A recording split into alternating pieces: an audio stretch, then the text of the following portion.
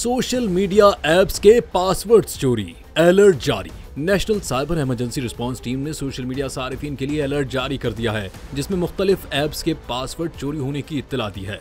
Report के मुताबिक national cyber emergency response team ने सोशल मीडिया सारिफिन के लिए अलर्ट जारी कर दिया है। इसमें बताया गया है कि गूगल, माइक्रोसॉफ्ट और फेसबुक समेत सोशल मीडिया ऐप्स के पासवर्ड्स चोरी हो गए हैं। साइबर इमरजेंसी अलर्ट में बताया गया है कि सोशल मीडिया ऐप्स का 1 अरब 80 करोड़ रिकॉर्ड लीक हो चुका है। इस लीक होने वाले रिकॉर्ड में 18 करोड़ 14 लाख पासवर्ड्स शामिल हैं। नेशनल साइबर इमरजेंसी ने सारिफिन से कहा है कि वो फौरी तौर पर हसास ऐप्स के पासवर्ड्स तब्दील कर दें और उनके लिए दोहरी तस्दीक का तरीका अपनाएं। साइबर इमरजेंसी ने सारिफिन को ये भी हिदायत की है कि वो मशकूक लिंक्स पर क्लिक ना करें और अपने अकाउंट्स मॉनिटर करें।